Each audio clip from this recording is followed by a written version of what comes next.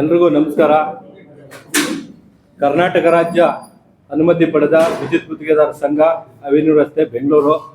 ನಾವು ಜಿಲ್ಲಾಧ್ಯಕ್ಷರು ವೆಂಕಟೇಶ್ ಅಂತೇಳಿ ರಾಮನಗರ ಜಿಲ್ಲಾ ವತಿಯಿಂದ ತಾಲೂಕು ಬಿಡದಿ ಉಪಸಮಿತಿಯಿಂದ ಏನು ಕೆಲವೊಂದು ಅಧಿಕಾರಿಗಳು ಇಲ್ಲಿ ಅಧಿಕಾರನ ದುರ್ಬಳಕೆ ಮಾಡ್ಕೊತಿದ್ದಾರೆ.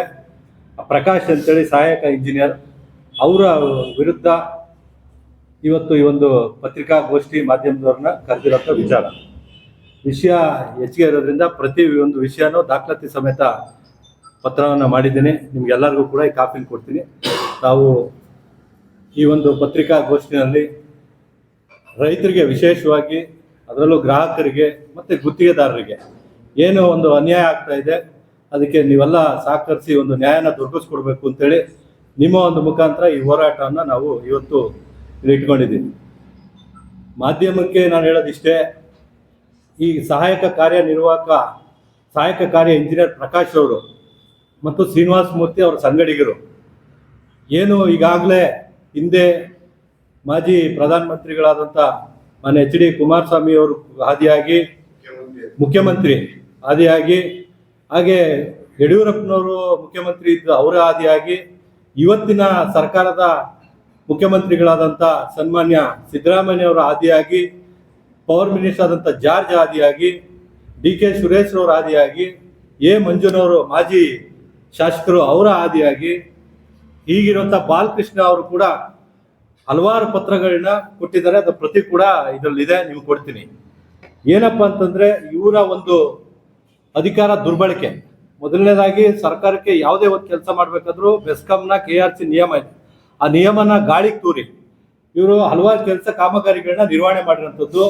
ಮತ್ತೆ ವಿಶೇಷವಾಗಿ ಅದು ರೈತರಿಗೆ ಹೆಚ್ಚಿನ ರೀತಿಯಲ್ಲೇ ರೈತರಿಗೆ ತೊಂದರೆ ಕೊಡ್ತಾ ಇರೋಂಥದ್ದು, ಗ್ರಾಹಕರಿಗೆ ತೊಂದರೆ ಕೊಡ್ತಾ ಇರೋಂಥದ್ದು. ನಾವು ಬೆಸ್ಕಾಂ ಮಧ್ಯದಲ್ಲಿ ಗುತ್ತಿಗೆದಾರರು ರೈತರ ಗ್ರಾಹಕರಿಗೆ ನಾವು ಒಂದು ಕಾಂಟ್ರಾಕ್ಟರ್ನ ನಿರ್ವಹಣೆ ಮಾಡಿಕೊಂಡು ಅಧಿಕಾರಿಗಳ ಮಧ್ಯದಲ್ಲಿ ನಾವು ಒಂದು ಯಾವುದೇ ಕೆಲಸ ನಿರ್ವಹಣೆ ಮಾಡಬೇಕಾದ್ರೆ ನಾವು ಗುತ್ತಿಗೆದಾರರು ಒಂದು ಗ್ರಾಹಕರ ಪರವಾಗಿ ಹೋರಾಟ ಮಾಡ್ತೀವಿ. ಇವರು ರೈತರಿಗೂ ಗೌರವ ಕೊಡಲ್ಲ, ಅಲ್ಲಿ ಬರೋಂಥ ಗ್ರಾಹಕರಿಗೂ ಯಾವುದೇ ರೀತಿ ಗೌರವ ಕೊಡಲ್ಲ. ನಮ್ಮ ಗುತ್ತಿಗೆದಾರರು ಏನ ಕೇಳಿದ್ರೆ ಅವ್ರಿಗೆ ಉಡಾಪೆ ಆನ್ಸರ್ ಕೊಡೋದು. ಈಗಾಗಲೇ ಕೆಲವು ಖಾಸಗಿ ಚಾನೆಲ್ಗಳು ಕೂಡ ಅವ್ರ ವಿರುದ್ಧ ಬಂದಿದೆ, ಎಷ್ಟೋ ಮಾಧ್ಯಮದಲ್ಲೂ ಕೂಡ ಬಂದಿದೆ, ಪೇಪರಲ್ಲೂ ಕೂಡ ಕೊಟ್ಟಿದ್ದೀವಿ. ನಮ್ಮ ಗುತ್ತಿಗೆದಾರರಾದಂಥ ರಂಗಸ್ವಾಮಿ ಅವ್ರಿಗೂ ಕೂಡ ಹಿಂದೆ ಯಾವುದೋ ರೈತರ ಪರವಾಗಿ ಕೇಳಕ್ ಹೋದಾಗ ಗರಡಿ ರಂಗಣ್ಣ ಅಂತೇಳಿ ಅವ್ರ ಮೇಲೆ ಇಲ್ಲಿ ಸ್ಥಳೀಯವಾಗಿ ಯಾರನ್ನ ಎತ್ಕಟ್ಟಿ ಅವ್ರಿಗೆ ಗೂಂಡಾಗಿರಿ ತರ ಗಲಾಟೆಯನ್ನು ಮಾಡಿಸಿದ್ದಾರೆ. ಅದ್ರ ವಿರುದ್ಧ ಈಗಾಗಲೇ ಬಿಡದಿ ಠಾಣೆನಲ್ಲಿ ಕೂಡ ಕಂಪ್ಲೇಂಟ್ ಆಗಿ ಅಲ್ಲೆಲ್ಲ ಹಿರಿಯರ ಸಮ್ಮುಖದಲ್ಲಿ ರಾಜ್ಯ ಕೂಡ ಸಂಧಾನ ಮಾಡಿ ಮುಂದೆ ಈ ರೀತಿ ಮರುಕಳಿಸಲ್ಲ ಅಂತ ಕೂಡ ಹೇಳಿದ್ರು. ಅದು ಎಷ್ಟೇ ಹೇಳಿದ್ರು ಕೂಡ ಅವನು ಅದನ್ನೇ ಮುಂದುವರ್ಸ್ಕೊಂಡು ಹೋಗ್ತಾ ಇದ್ದಾನೆ. ಈತ ತುಂಬಾ ಪ್ರಭಾವಿಯಾಗಿ ಇಲ್ಲಿ ಇವನು ಹಿಂದೆ ಕೆಲಸಕ್ಕೆ ಸೇರಿದಂತ ಇವನ ಆಸ್ತಿಯ ಅಸೆಟ್ ಎಷ್ಟಿದೆ, ಇವತ್ತು ಇಲ್ಲಿ ಯಾಕೆ ಕಳೆದ 8-10 ವರ್ಷದಿಂದ ನಮ್ಮ KRC ರೂಲ್ಸ್ ಪ್ರಕಾರ 2 ವರ್ಷ ಆದ್ರೆ ಟ್ರಾನ್ಸ್ಫರ್ ಮಾಡಬೇಕು. ಕಳೆದ 8-10 ವರ್ಷದಿಂದ ಎಷ್ಟೇ ಲೆಟರ್ ಕೊಟ್ಟರು ಕೂಡ ಯಾವುದೇ ಶಾಸಕರು ಮನ್ನಣೆ ಕೊಡ್ತೀರಾ, ಅಧಿಕಾರಿಗಳನ್ನ ದುರ್ಬಳಕೆ ಮಾಡ್ಕೊಂಡು ಕೆಲವು ಆಮಿಷಗಳನ್ನ ಒಟ್ಕೊಂಡು ಇವನೇ ಇಲ್ಲೇ ಬಂದು 8-10 ವರ್ಷದಿಂದ ಒಂದೇ ಜಾಗದಲ್ಲಿ ಕಳೆದ 10 ವರ್ಷ ಮೇಲಿಂದ ಕೆಲಸ ಮಾಡ್ಕೊಂಡು ಹೋಗ್ತಾ ಇದ್ದಾರೆ. ಈಗ ಮೊನ್ನೆ ಒಂದು ಇನ್ಸಿಡೆಂಟ್ ನಡೀತು. ಸೂರ್ಯಕುಮಾರ್ ಪ್ರಕಾಶ್ ಅಂತೇಳಿ ಹೊರಗುತ್ತಿಗೆ ಆಧಾರದ ಮೇಲೆ ಸ್ಪಾರ್ಕ್ ಕಂಪ್ನಿ ಹತ್ರ ಹೊರಗುತ್ತಿಗೆ ನೌಕರನ ಕೆಲಸ ಮಾಡ್ತಿದ್ದ. ಆತನ ಕೆಲಸ ಏನಿದೆ ಅಷ್ಟನ್ನ ಮಾಡಿಸಿ ಹೊರತುಪಡಿಸಿ ಅವನಿಗೆ ಕಂಬ ಹತ್ಸಂಗಿಲ್ಲ. ಆದ್ರೆ ಇವನು ಕಂಬ ಹತ್ಸಿ ಕಳೆದ 1.5 ವರ್ಷ ಮೇಲಾಯ್ತು. ಅವರು ಸಣ್ಣ ಮಕ್ಳು ಇಟ್ಕೊಂಡು ಆ ಕುಟುಂಬ ಬಡ ಕುಟುಂಬ.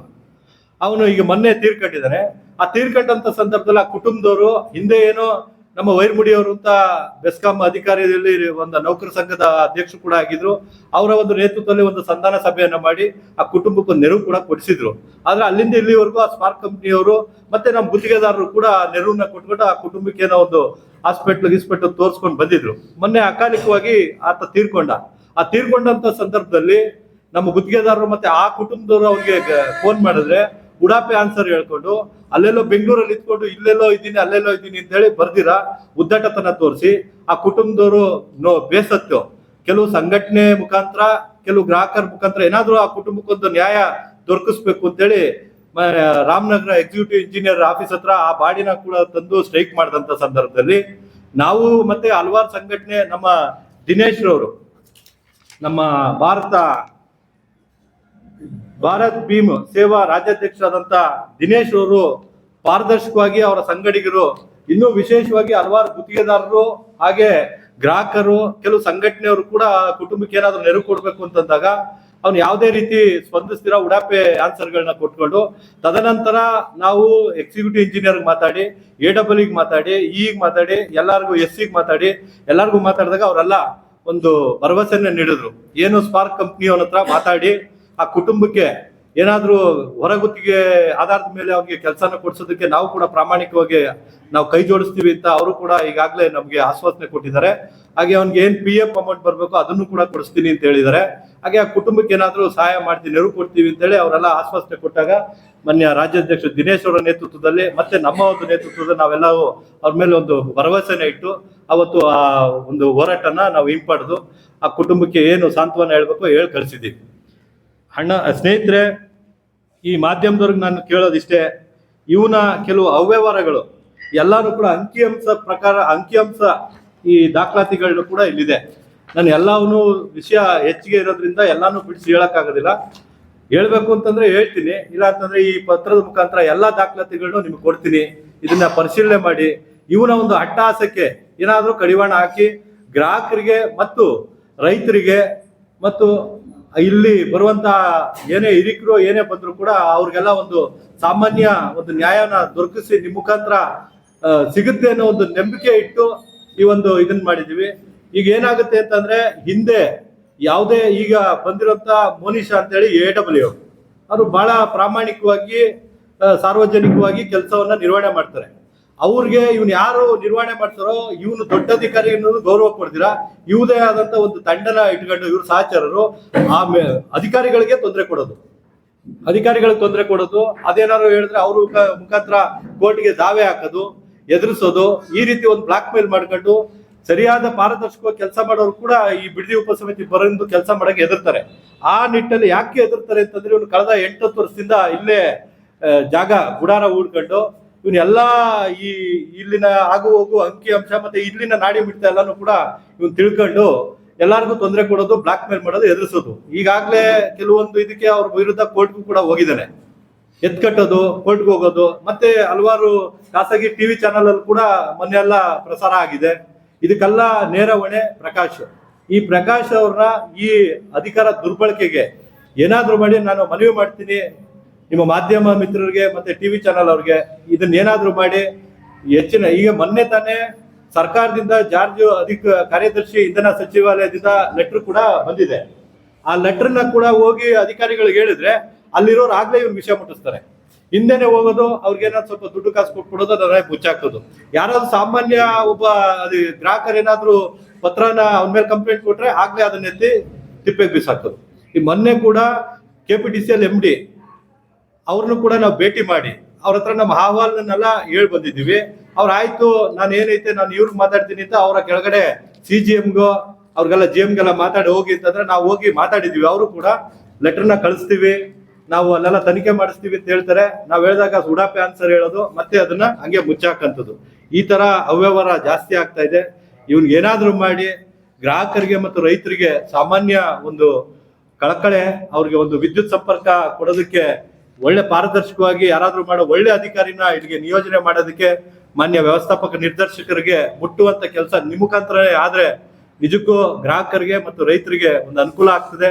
ಮತ್ತೆ ಮುಂದೆ ಬರಂತ ಅಧಿಕಾರಿಗಳು ಕೂಡ ಪಾರದರ್ಶಕವಾಗಿ ಒಂದು ಕೆಲಸ ಮಾಡ್ಕೊಂಡು ಹೋಗ್ತಾರೆ. ಇವನೇನಾದ್ರೂ ಇಲ್ಲೇ ಮುಂದುವರೆದ್ರೆ ಒಳ್ಳೆ ಕೆಲಸ ಮಾಡೋರು ಕೂಡ ಯಾರೋ ಬಂದು ಇಲ್ಲಿ ಕೆಲಸ ಮಾಡಕ್ಕೆ ಹೆದರ್ತಾರೆ. ಆ ಒಂದು ಇದು ನಿರ್ಮಾಣ ಮಾಡಿ ಬಿಟ್ಟಿದ್ದಾನೆ ಇವನು. ಅದರಿಂದ ನಿಮ್ಮಲ್ಲಿ ಮತ್ತೊಮ್ಮೆ ಮಗದೊಮ್ಮೆ ನಾನು ಮನವಿಯನ್ನು ಮಾಡ್ತೀನಿ, ಇಂಥ ಶ್ರೀನಿವಾಸ್ ಮೂರ್ತಿ ಮತ್ತೆ ಈ ಪ್ರಕಾಶ್ ಇಂಥ ಒಂದು ನೀಚ ಅಧಿಕಾರಿಗಳಿಗೆ ತಕ್ಕ ಪಾಠನ ನಿಮ್ಮ ಮುಖಾಂತರನೇ ಕಲಿಸ್ಬೇಕು. ಯಾಕಂದ್ರೆ ಹಲವಾರು ರೀತಿ ಸುಮಾರು 8-10 ವರ್ಷದಿಂದ ನಮ್ಮ ಗುತ್ತಿಗೆದಾರರು ಕೆಲವರಂತೂ ವರ್ಷಾನ್ಗಟ್ಲೆ ಕೆಲಸ ಕಾರ್ಯ ಬಿಟ್ಟು ಹಿಂದೆ ಬಿಟ್ಟಿದ್ರು ಕೂಡ ಯಾವುದೇ ರೀತಿ ನ್ಯಾಯ ಗ್ರಾಹಕರಿಗೆ ಆಗಲಿ ಗುತ್ತಿಗೆದಾರರಿಗೆ ಆಗ್ಲಿ ಮತ್ತೆ ರೈತರಿಗೆ ಸಿಕ್ಕಿಲ್ಲ. ಇವನ್ನೇನಾದ್ರೂ ಮಾಡಿ, ಯಾಕಪ್ಪ ಈ ಮಾತು ಹೇಳ್ತೀನಿ ಅಂದ್ರೆ, ಇವನು ಬೇನಾಮಿ ಆಸ್ತಿಗಳನ್ನ ಮಾಡ್ಕೊಂಡು ಸುಮಾರು ಇಲ್ಲಿ ಒಳ್ಳೊಳ್ಳೆ ಇಂಡಸ್ಟ್ರಿಯಲ್ ಏರಿಯಾ ಇದೆ, ಒಳ್ಳೆ ದುಡ್ಡು ಸಿಗ್ತದೆ ಅಂತ ಇಟ್ಕೊಂಡು ಇಲ್ಲೇ ದುಡ್ಡುಗಳು ಕೊಟ್ಬಿಟ್ಟು ಹಾಕಿಸ್ಕೊಂಡು ಬರ್ತಾ ಕೆಲಸವನ್ನ ನಿರ್ವಹಣೆ ಮಾಡ್ಕೊಂಡು ಹೋಗ್ತಾ ಇದ್ದಾನೆ.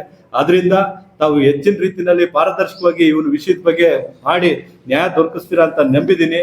ಒಂದು ವೇಳೆ ಇದೇ ರೀತಿ ಮುಂದುವರೆದ್ರೆ ನಾವು ಲೋಕಾಯುಕ್ತರಿಗೂ ಕೂಡ ಮತ್ತೆ ಇನ್ನು ಇವರ ಹಿರಿಯ ಅಧಿಕಾರಿಗಳು, ಇವ್ರ ಮೇಲಧಿಕಾರಿಗಳಿಗೂ ಕೂಡ ಹೋರಾಟನ ಮಾಡಿ ಮುಂದಿನ ದಿನಗಳಲ್ಲಿ ಹಲವಾರು ಸಂಸ್ಥೆಗಳು, ಸಂಘಟನೆಗಳು, ರೈತಾಪಿ ಸಂಘಟನೆಗಳು ನಾವೆಲ್ಲರೂ ಸೇರಿ ಇವನ ವಿರುದ್ಧ ಈ ಕಾವೇರಿ ಭವನ ಆಗ್ಬೋದು ಅಥವಾ ಇಲ್ಲಿ ಬಿಡದಿ ಉಪಸಮಿತಿಯಲ್ಲಿ ಆಗ್ಬೋದು ಉಗ್ರ ಹೋರಾಟನ ಹಮ್ಕೋತೀವಿ ಅಂತ ಈ ಮೂಲಕ ನಾನು ತಿಳಿಸಕ್ಕೆ ಇಚ್ಛೆ ಪಡ್ತೀನಿ. Thank you sir, thank you.